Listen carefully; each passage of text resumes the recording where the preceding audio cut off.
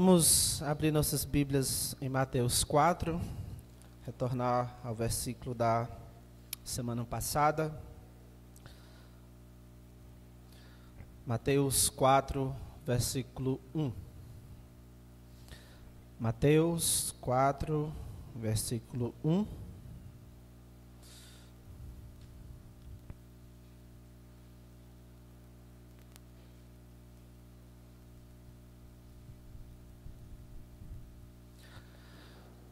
Todos têm, diz assim a palavra do Senhor. A seguir, foi Jesus levado pelo Espírito ao deserto para ser tentado pelo diabo. Vamos orar. Oremos. Nosso querido Pai, Senhor, obrigado por essas horas, esse tempo que nós passamos aqui,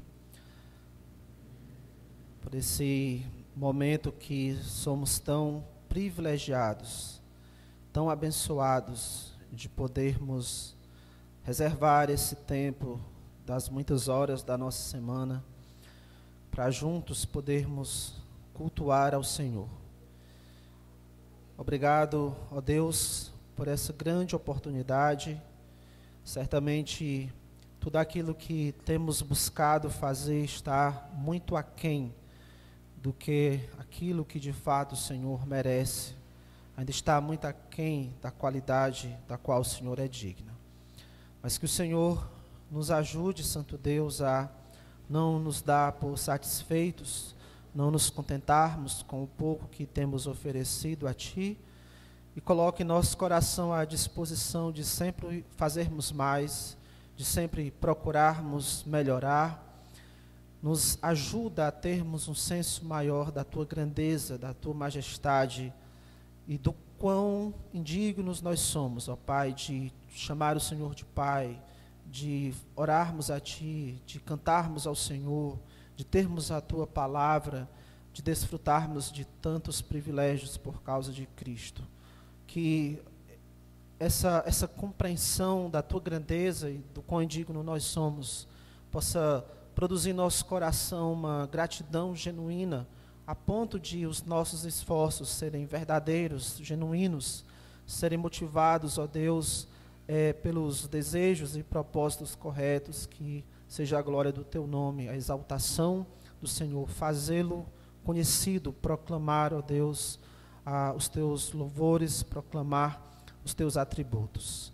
Amado Deus, mais uma vez nós nos colocamos diante da palavra do Senhor, crendo que ela é toda poderosa, que ela é viva e é eficaz, que por meio dela o Senhor trata a nossa mente, trata o nosso coração, trata a nossa incredulidade, trata os nossos pecados, que por meio dela o Senhor guia os nossos corações para mais perto do Senhor. Por meio dela o Senhor confronta os nossos pecados, nos corrige, nos repreende. Por meio dela o Senhor nos santifica. Que tudo isso, Santo Deus, seja feito nesta noite, e com Tua graça alcançar também aqueles corações que ainda precisam ser lavados por esta água, pela palavra, que ainda precisam do novo nascimento. Pedimos também em favor das nossas crianças, esses pequeninos que estão ali na sala, que o Senhor seja com a irmã que está atenta a eles, com eles. Abençoe para que eles também tenham um tempo, ó Deus, de enriquecimento, construção da Tua palavra. Assim eu te oro, amado Pai, em nome de Cristo. Amém. No dia 22 de novembro de 1963, às 11h40 da manhã, o voo do então presidente norte-americano John Kennedy e da sua comitiva aterrissou em Dallas, no estado do Texas. Do aeroporto, a comitiva presidencial seguiria para o centro de Dallas, onde estava previsto que o presidente iria almoçar a 1h da tarde. E durante o trajeto estavam previstas várias paradas para que o presidente pudesse acenar, saudar as pessoas. O presidente, então, desfilava pelas ruas de Dallas, numa limusine aberta, conversível. E ao seu lado estava a sua esposa, Jacqueline. No carro também estava o governador ali do Texas, John Bolden Connolly, sua mulher Nelly, e também um agente do serviço secreto e o motorista. Esse desfile diante de 250 mil pessoas era parte da estratégia do presidente para aumentar a sua popularidade. Na eleição anterior ele tinha vencido por uma margem muito curta e agora ele tentava aumentar a sua popularidade pensando na reeleição no ano seguinte. Ao 12:30, quando eles entraram, então essa comitiva entrou na rua Dealey Plaza. A esposa do governador, vendo os aplausos das pessoas, todo aquele ânimo das pessoas, ela comentou com o presidente: Senhor presidente, você não pode dizer que Dallas não o ama. E o presidente concordou que realmente o povo o amava. Porém, poucos metros depois de passar pela esquina das ruas Houston e Elm Street, ouviu-se o primeiro disparo, que foi desviado por uma árvore, atingiu um meio-fio, e a parte ali daquele meio-fio, os restos de pedras ali atingiu a bochecha de um homem. 3,5 segundos depois, ouviu-se um segundo disparo, que atingiu o ombro do governador e atravessou John Kennedy pelas costas. 8,4 segundos depois do primeiro disparo, veio o terceiro disparo, e esse foi fatal. O presidente John Kennedy foi acertado na cabeça. Sua esposa grita: eles mataram meu marido, eu estou com o seu cérebro nas mãos. Lee Harvey Oswald assassinou o presidente dos Estados Unidos com uma arma que ele tinha comprado por menos de $20.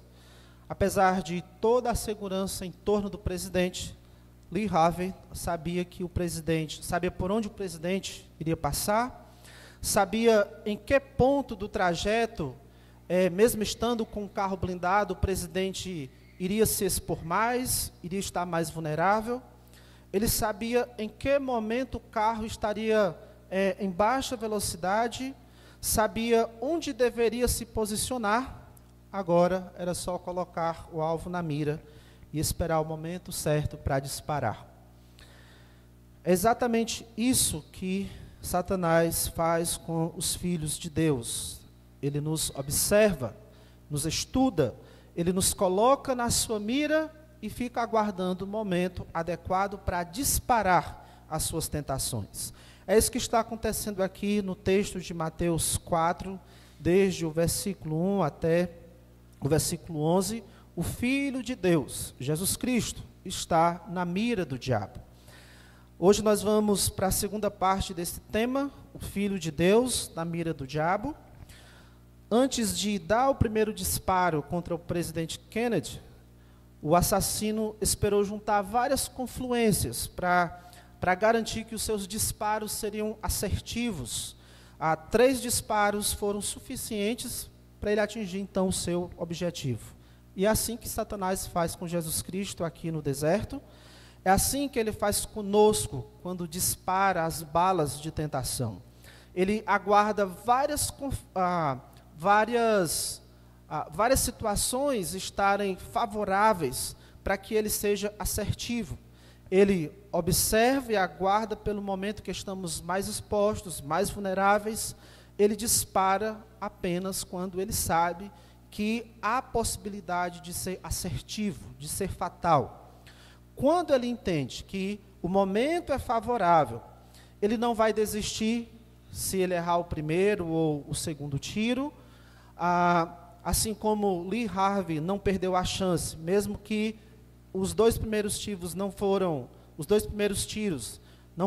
logo na cabeça, mas ele não desistiu.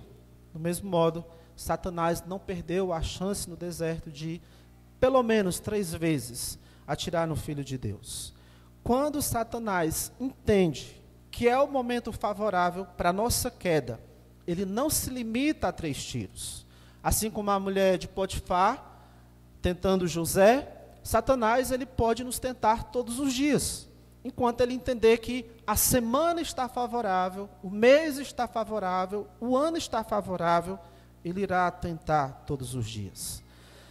Essa guerra entre Jesus e Satanás aqui no deserto é um macro exemplo do que acontece nas nossas microbatalhas. Mostram como acontecem as guerras espirituais.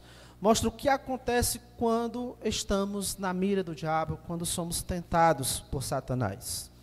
Mas antes de nós olharmos para cada disparo de cada tentação, nós estamos vendo 6 elementos que nos dão uma visão geral desta guerra. Iniciamos na semana passada esses 6 elementos. Nós já vimos 3. O primeiro elemento que nós vimos foi a natureza e o propósito das provações. Nós destacamos aí a palavra tentado no verso 1. Essa palavra significa ser examinado, submeter alguém a um teste, e tanto tem um sentido bom como um sentido ruim, dependendo do seu contexto. O sentido bom é de submeter a um teste para descobrir ou para aprender o caráter, para aprender qual seria a natureza. Nesse sentido, você é provado, é testado, para que seja descoberto a sua natureza, o seu caráter, para que a essência do seu caráter fique em evidência. Esse é o objetivo da provação, revelar que um caráter é genuíno. Esse é o objetivo da provação quando articulada por Deus, ou quando a tentação ela tem esse objetivo, ela é uma provação da parte de Deus. Por isso que nós observamos aqui que o Espírito Santo foi o agente que levou Jesus Cristo para o deserto, para ali ele ser testado. Esta é a intenção de Deus com as provações, revelar o caráter genuíno dos seus filhos. E claro que isso também vai revelar o caráter daqueles que de fato não são filhos de Deus. O segundo elemento que nós observamos aí desta guerra foi o articulador das tentações, de novo destacando a palavra tentado aqui, ou tentação, agora pensando no sentido ruim dessa palavra, dependendo do contexto, essa palavra significa tentar capturar, tentar pegar um erro, não só com o sentido de enxergar um erro no outro, mas também de induzir alguém ao erro, de levar o outro a cometer pecado. E aí, quando se trata deste propósito, Satanás é o articulador das tentações. Como o versículo 1 destaca que Jesus foi levado ao deserto para ser tentado pelo diabo. O diabo seria o agente dessas tentações, dessa provocação ao pecado, dessa indução ao pecado. Por isso nós observamos que nas tentações relatadas aqui, todas elas eram propostas para que houvesse uma desobediência aos princípios de Deus. Mas é preciso nós termos cuidado também, porque uma das estratégias de Satanás é aproveitar as provações de Deus, as provações que Deus traz sobre os seus filhos, para induzir os filhos de Deus ao pecado. Por isso que às vezes nós não conseguimos discernir se estamos passando por uma provação ou é por uma tentação. Porque quando Deus está nos testando, quando Deus está provando a nossa fé, Satanás também se aproveita daquele momento de uma sensibilidade emocional da nossa parte para nos induzir ao pecado. Enquanto Jesus estava aqui sendo provado pelos dias de jejum, Satanás buscou se aproveitar dessa provação para induzir o Filho de Deus ao pecado. E nós vimos também, terceiro elemento aí desta guerra, nós vimos o alvo das tentações.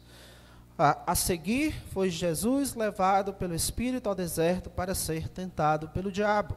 Jesus seria o alvo dessa tentação. Era Jesus que estaria na mira do diabo. E é importante a gente voltar ao versículo 17 do capítulo 3 e vermos que Jesus ali, logo que terminou o seu batismo, Versículo 17 diz: E eis que uma voz dos céus que dizia: Este é o meu filho amado, em quem me comprazo. Satanás não se intimidou em tentar o próprio Filho de Deus. Lucas, capítulo 4, versículo 1, acrescenta uma informação dizendo que Jesus estava cheio do Espírito Santo. Além de ser Filho de Deus, Jesus também estava cheio do Espírito. E o diabo simplesmente não se importou com isso, não levou isso em consideração como um meio de ficar amedrontado e recuar diante do Filho de Deus. Não. E ele vai fazer da mesma maneira conosco.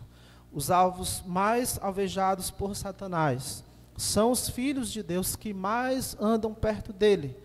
O homem mais cheio do Espírito, ou a mulher mais cheia do Espírito, estão mais vezes na mira do diabo e sofre os maiores ataques. Então, se você é filho de Deus, filha de Deus, e você está mais perto de Deus, você está ainda mais na mira do diabo.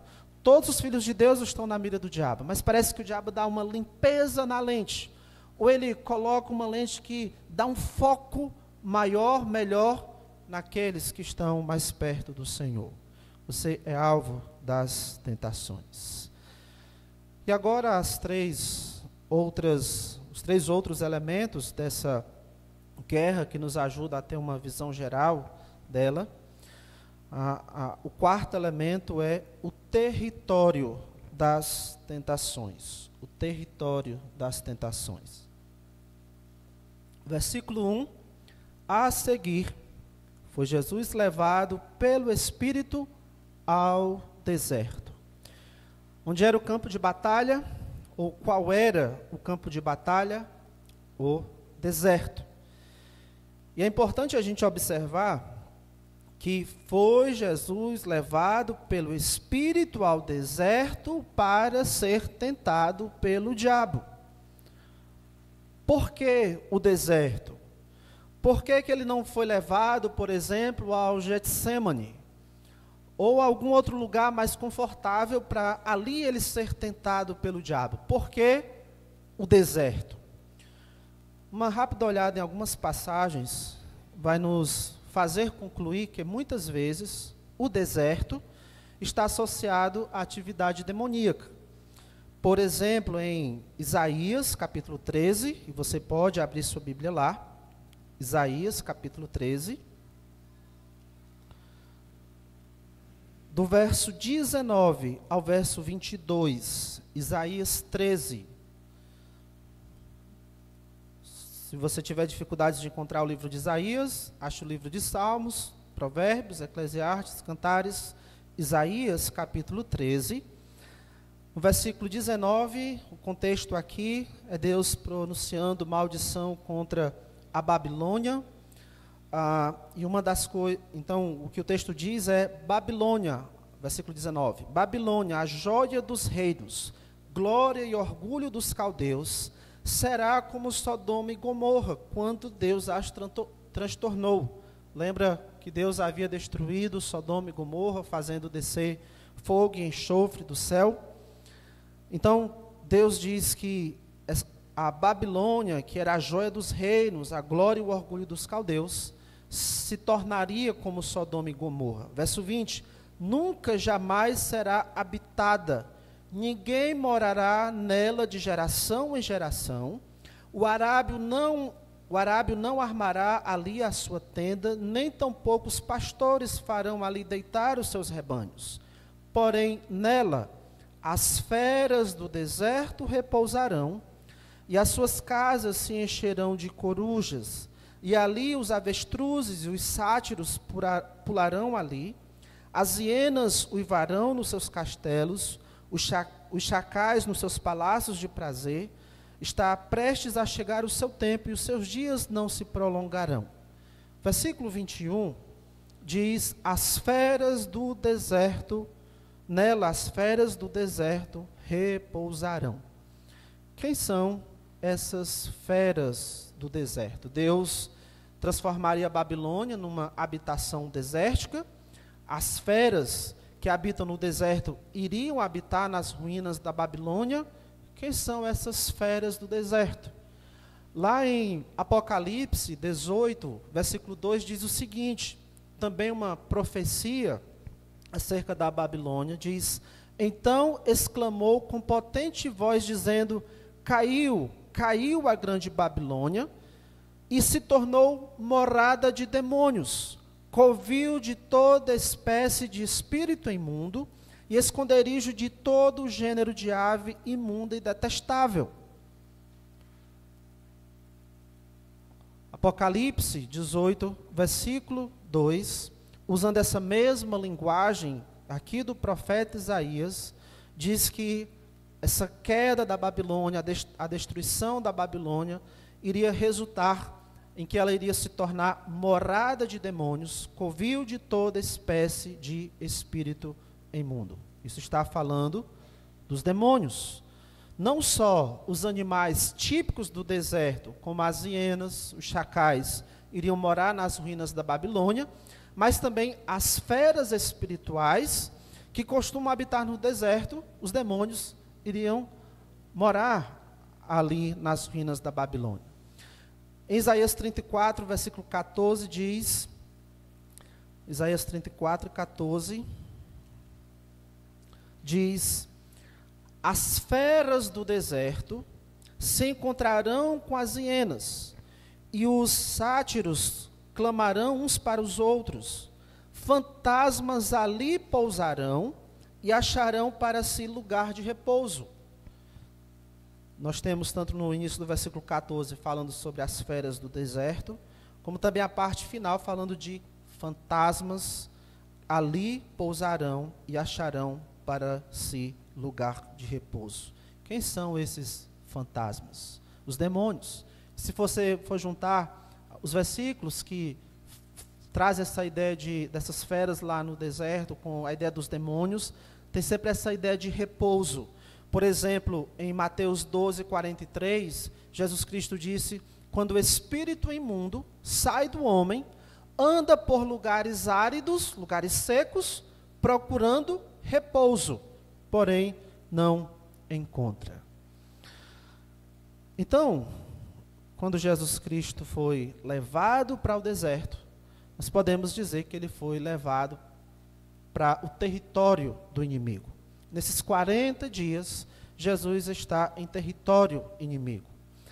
Por isso que lá em Marcos, Marcos resume essa narração aí da tentação, ele resume assim, Marcos 1, 12, 13. E logo o Espírito o impeliu para o deserto, onde permaneceu 40 dias, sendo tentado por Satanás, estava com as feras. Estas feras pode também ser uma referência aos demônios. Então, não somente Satanás, o chefe dos demônios, estava atuante durante aqueles 40 dias, mas também os seus subordinados. Satanás, enquanto estava ali, lutando contra Jesus Cristo, lançando os seus ataques a Jesus Cristo, ele estava recebendo o apoio dos seus demônios. Por isso que Marcos diz, estava com as feras, mas os anjos o serviam.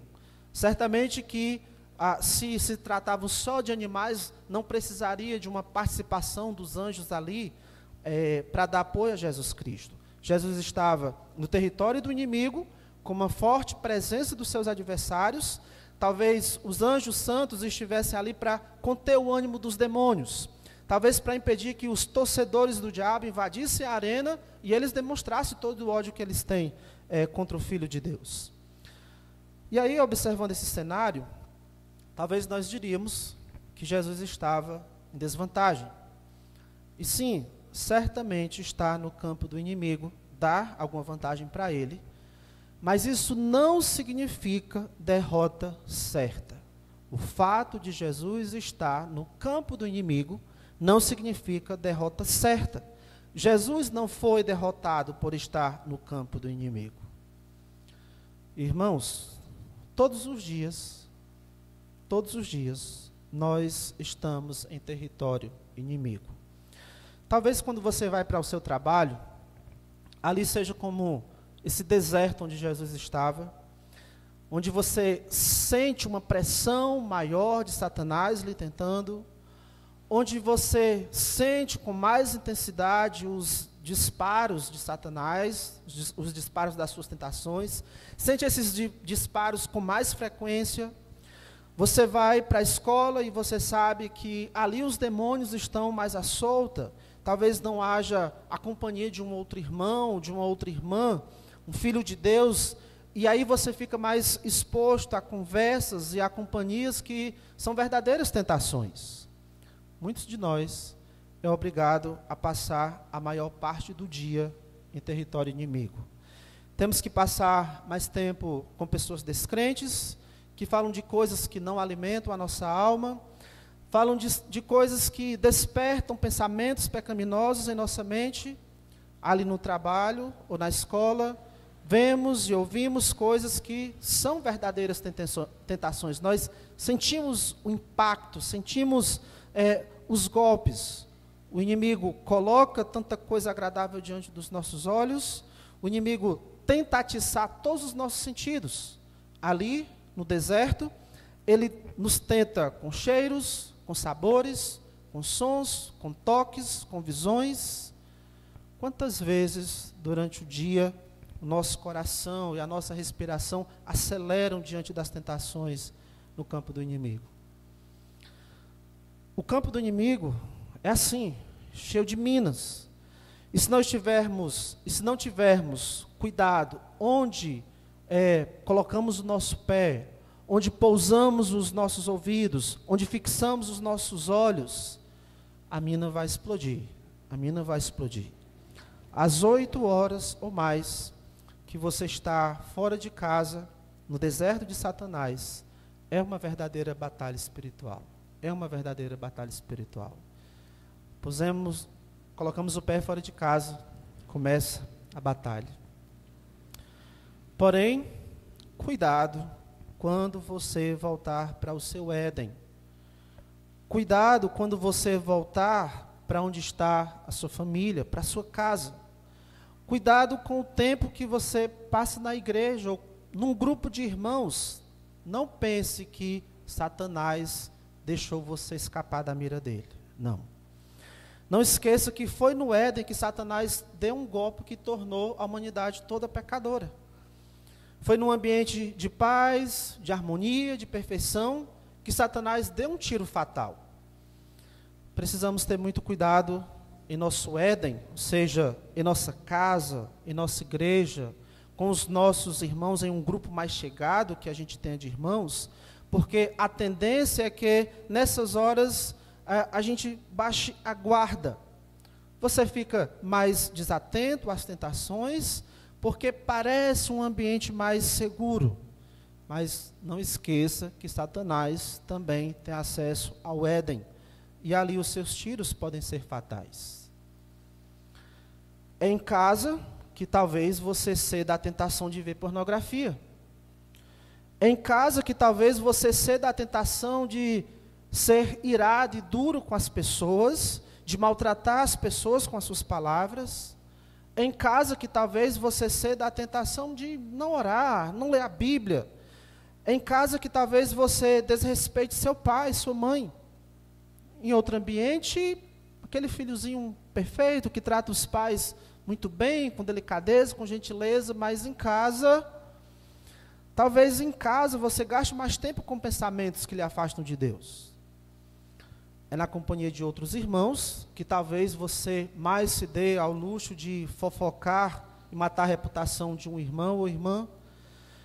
É na igreja que talvez você ceda à tentação de agir com orgulho, de querer ser apresentado, de querer ser reconhecido, admirado, e se ofende quando assim não acontece. É na igreja que talvez você ceda à tentação de fazer críticas exageradas, de reclamar, de murmurar pela maneira como as coisas estão feitas. É na igreja que talvez você ceda à tentação de tratar com desprezo alguns irmãos. Cuidado também em nosso Éden. Geralmente, quando Satanás consegue acertar você lá fora, no deserto, com um tiro fatal, é porque antes ele já conseguiu ferir você em casa. O território das tentações não é apenas o campo do inimigo. O tempo todo, onde quer que estivermos, em casa e até mesmo na igreja, na companhia de irmãos, precisamos estar alerta. Quinto elemento desta guerra, a oportunidade da tentação. Versículo 1 começa assim: a seguir, foi Jesus levado pelo Espírito ao deserto.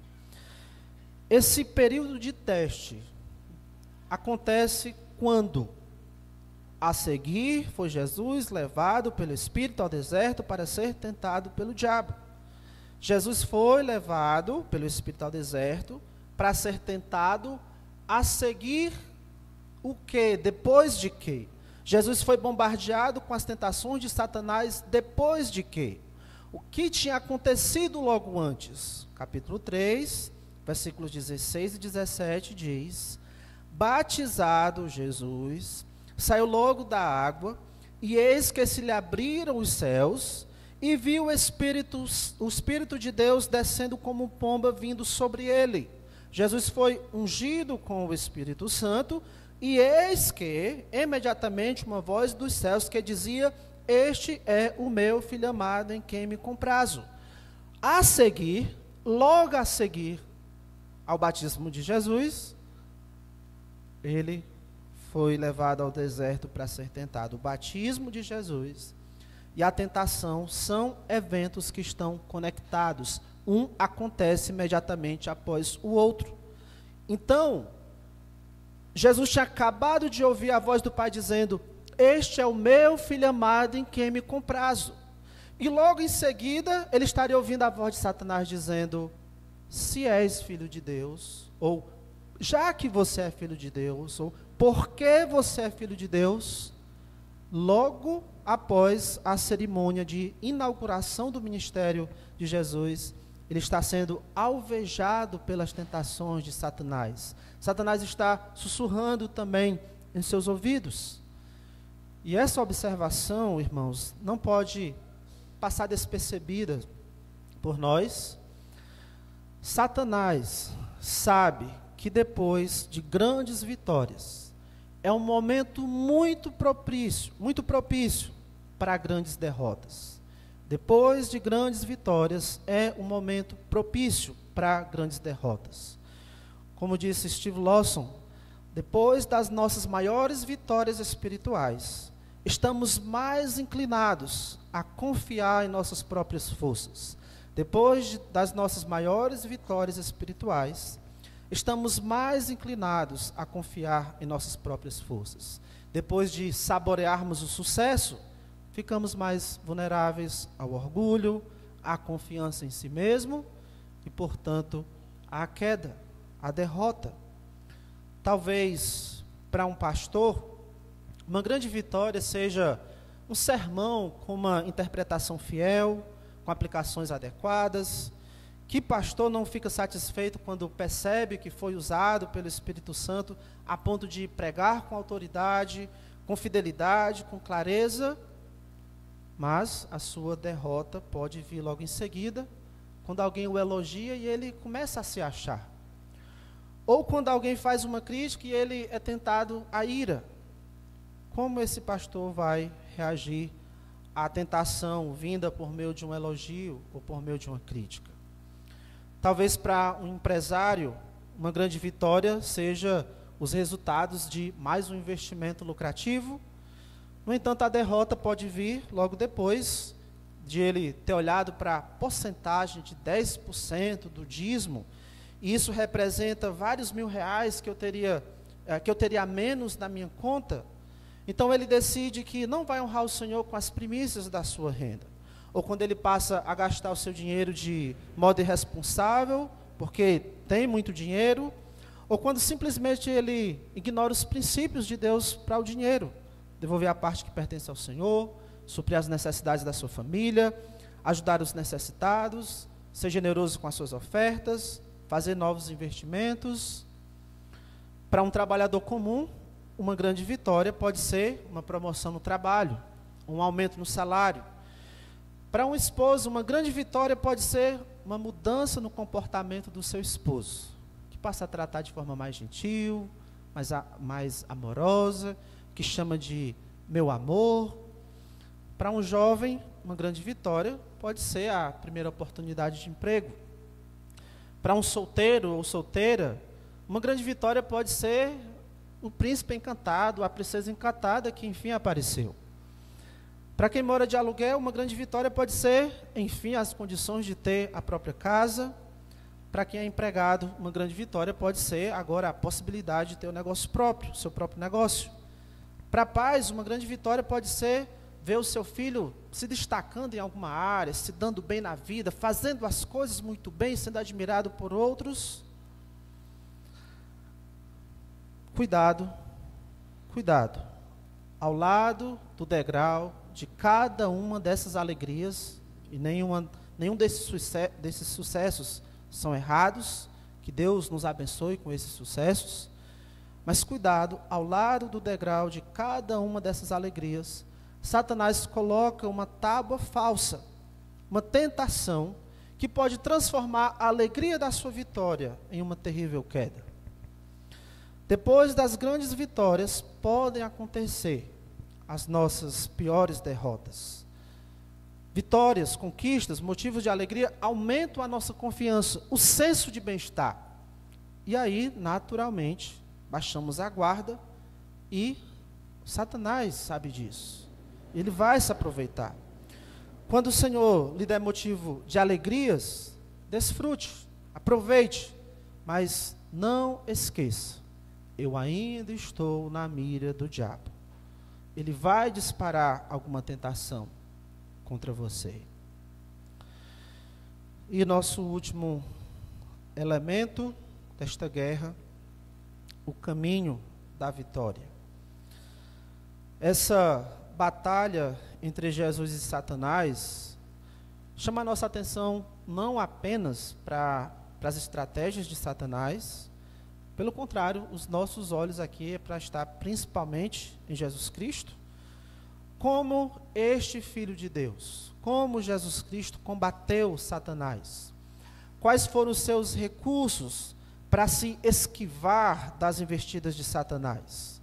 Como eu disse na semana passada, Jesus é a prova que mesmo em meio às provações, os filhos de Deus podem vencer as tentações.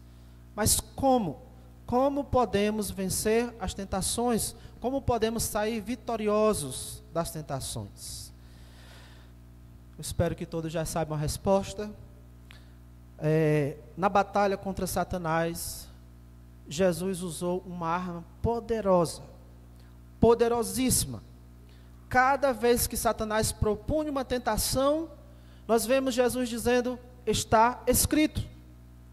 O Filho de Deus, que tem poder para destruir o diabo com o sopro da sua boca, aqui, enquanto homem, sendo tentado como Messias, o recurso que ele usou para se defender das tentações, das propostas, da indução ao pecado, o recurso foi, está escrito, e citou passagens específicas do Antigo Testamento. Jesus dizia para Satanás, eu não posso fazer isso que você está propondo, porque na Escritura diz. Vamos ver aí os versículos 3 e 4. Então, o tentador, aproximando-se, lhe disse, se és o Filho de Deus, manda que estas pedras se transformem em pães. Jesus, porém, respondeu, está escrito, não só de pão viverá o homem, mas de toda palavra que procede da boca de Deus. Passagem lá do livro de Deuteronômio. Versículo 6. E lhe disse, se és filho de Deus, atira-te abaixo. E agora o diabo vai também usar as escrituras, vai combater fogo com fogo. Porque está escrito, aos seus anjos ordenará a teu respeito que te guardem, e eles te sustentarão nas suas mãos para não tropeçares em alguma pedra. Respondeu-lhe Jesus, também está escrito, não tentarás o Senhor teu Deus. E de novo Jesus cita uma passagem lá do livro de Deuteronômio. Verso 8: levou ainda o diabo a um monte muito alto, mostrou-lhe todos os reinos do mundo e a glória deles, e lhe disse: tudo isso te darei, se prostrado me adorares. Então Jesus lhe respondeu: retira-te, Satanás, porque está escrito: ao Senhor teu Deus adorarás e só a Ele darás culto. Não foi uma batalha em que Jesus usou poderes luminosos, com grandes luzes, para vencer o diabo. Jesus usou esta poderosíssima arma chamada as Escrituras. Cada vez que Satanás atacava com seus dardos inflamados, Jesus tanto repelia como aproveitava para golpear Satanás com a espada do Espírito. Esse é um dos títulos que é dado para a palavra de Deus, espada do Espírito. De novo, na batalha contra Satanás, Jesus usou uma arma poderosíssima. Cristo aqui é o nosso exemplo de vitória.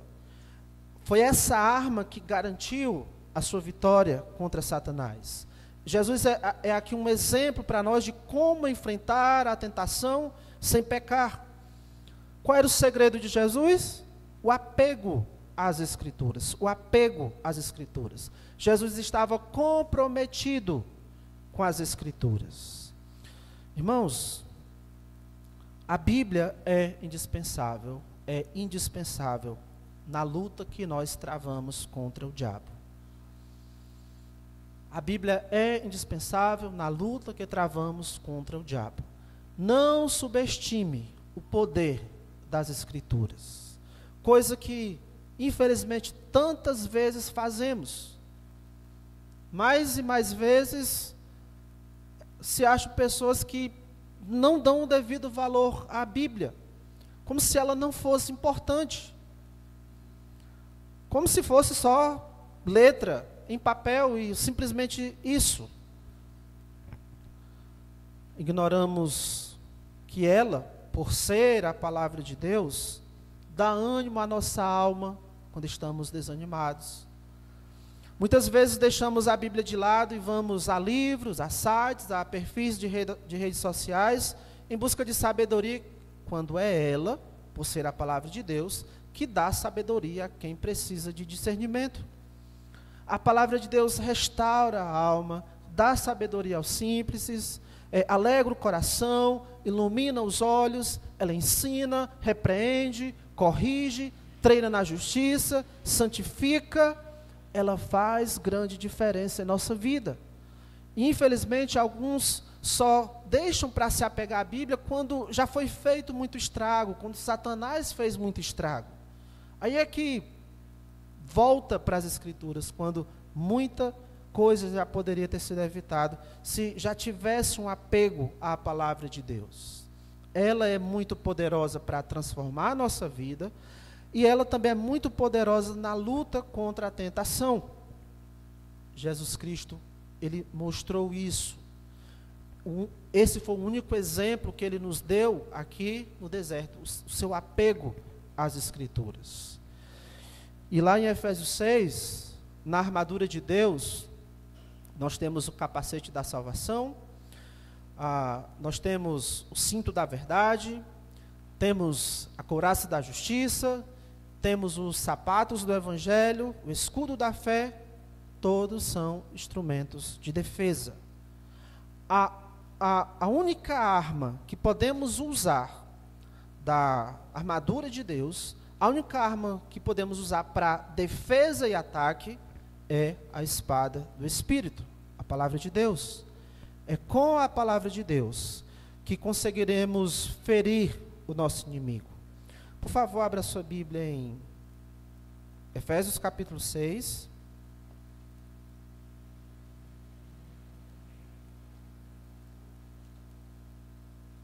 Efésios 6, versículo 17. tomai também o capacete da salvação e a espada do Espírito, que é a palavra de Deus. Paulo já disse no versículo 13, tomai toda a armadura de Deus.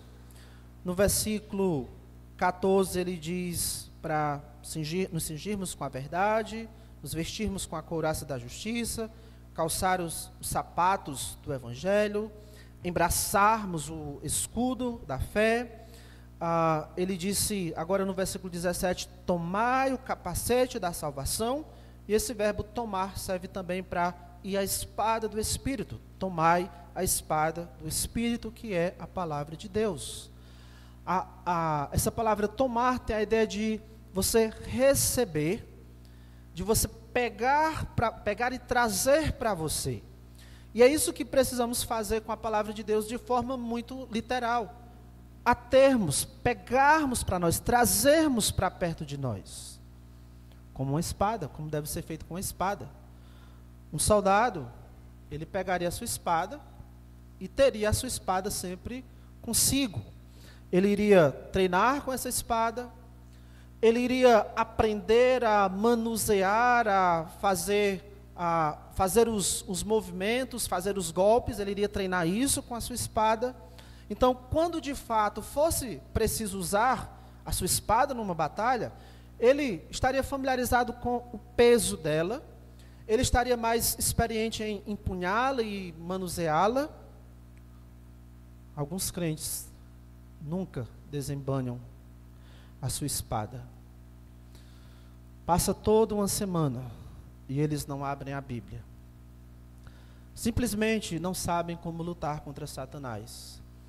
Diante de uma tentação, eles não sabem dizer, eu não posso fazer isso, porque na Bíblia diz. Não sabem. Irmãos, Jesus Cristo estava comprometido com a palavra. Como obreiro que não tem de que se envergonhar, ele manejou bem e muito bem a palavra da verdade. Para cada tentação, Jesus tinha uma passagem específica para se defender e atacar o inimigo. Os golpes de Jesus eram na mosca. Na verdade, a palavra espada, aqui em Efésios 6 e 17, é uma referência mais a uma adaga, a um punhal. Não é aquela espada grande que você pega e sai batendo de qualquer jeito, mas um punhal em que você tem que ser específico nos seus golpes. Você tem que procurar pontos específicos para atacar. A Bíblia é o nosso punhal, é o punhal do Espírito, a adaga do Espírito, e é com esse punhal que nós precisamos batalhar contra Satanás. Nós precisamos saber manusear essa adaga. Nós precisamos conhecer os detalhes, conhecer o peso da nossa adaga, a palavra de Deus. Se quisermos, de fato, ser vitoriosos nas tentações, nós precisamos tanto estar munido, termos uma Bíblia, como precisamos saber usar essa Bíblia. Não basta ter uma espada na bainha, não basta ter uma espada no carro, não basta ter uma espada na casa. É preciso que você saiba tirar esse punhal da bainha, saiba abrir a sua Bíblia e manuseá-la, manejá-la contra o inimigo. E para isso só existe um caminho, é nos familiarizarmos com a Bíblia. E para isso só existe um caminho: ler, ouvir e falar sobre a Bíblia. Leia a Bíblia, ouça a Bíblia e fale sobre a Bíblia. Se não lemos a Bíblia, se não ouvimos a Bíblia, se não conversamos uns com os outros sobre a Bíblia, podemos até dizer nas tentações, show Satanás, está repreendido, está amarrado. Se você não lê a Bíblia, se você não a ouve e não fala sobre ela, você pode até cantar que vai dar bicuda na cara do cão. Eu tenho certeza que enquanto você faz isso, os demônios estão lá, dando gargalhadas de você. Não serve de nada. Por vários meses, Kleber Bambam, vocês devem conhecer. O primeiro ganhador do BBB, como diz uma irmã lá da Caraú, do Briga de Bode. Por vários meses, ele esteve provocando o tetracampeão mundial de boxe, Arcelino Popó de Freitas, também bem conhecido. E Popó se sentiu desrespeitado por Bambam. Uma luta, então, foi marcada entre a lenda do boxe e esse ex-BBB. A luta foi marcada para o dia 24 de fevereiro deste ano. A luta poderia ter até 6 rounds, mas quem atrasou 1 minuto para ver o início da luta, perdeu toda a luta. 36 segundos foi tempo suficiente para o Popó nocautear o adversário. Bambam simplesmente não tinha os recursos necessários para competir com o Popó. Ele não tinha a experiência e o treinamento profissional para encarar o Popó. Então, para Popó foi fácil demais. Bambam era um fracote. Fracote. Irmãos, sem apego às nossas Bíblias, nós seremos fracotes na tentação. Facilmente seremos nocauteados por Satanás no ringue da tentação. Nós precisamos nos apegar às Escrituras. Precisamos nos apegar à Palavra de Deus. Por várias razões precisamos ler a Bíblia todos os dias. Por várias razões precisamos saber manejar a nossa Bíblia. Então, temos que nos empenhar à leitura e à meditação das Escrituras. O homem bem-aventurado, lá do Salmo 1, ele tem o seu prazer na lei do Senhor e na sua lei medita de dia e de noite. Jesus Cristo, ele, como homem, ele gastou tempo, investiu tempo, lendo as Escrituras, meditando nas Escrituras. E ele é o exemplo de que, por ter guardado no seu coração a palavra do Senhor, não pecou contra o Senhor. Assim como o pequeno Davi sabia manejar bem a sua funda, sabia quais pedras usar para derrubar o gigante Golias, nós também precisamos manejar bem as nossas Bíblias e saber que passagens usar contra Satanás na tentação A, na tentação B, nesta e naquela situação. Jesus nos mostrou que a Bíblia é o caminho para a vitória nas tentações. A Bíblia é o caminho para a vitória nas tentações. Então agora nós temos uma visão geral dessa batalha em Mateus 4. O Filho de Deus está na mira do diabo, Jesus Cristo. Ele está no território inimigo. Para Satanás é um momento muito oportuno. Mas Jesus tem uma arma muito poderosa e ele sabe como usar essa arma. Esta semana, nós estaremos muitas vezes no território do inimigo. E até mesmo quando estivermos em nosso próprio território, Satanás, ele vai perceber as várias oportunidades, as melhores chances para disparar contra nós. E eu tenho certeza que ele não vai errar os disparos. A minha dúvida é se seremos capazes de usar as nossas Bíblias e, assim como Jesus, sairmos vitoriosos dessas batalhas. Vamos orar. Nosso querido Pai, Senhor, nós estamos o tempo todo numa grande batalha, ó Deus, contra a nossa carne, contra o mundo, contra Satanás. Santo Deus, nos guarde do maligno, não nos deixes cair em tentação. Fortalece o nosso ânimo, o nosso anseio pela Tua Palavra. Nos ajude a guardar em nosso coração a Tua Palavra, que a Tua Palavra habite ricamente em nós. E para isso, Senhor Deus, disponha o nosso coração.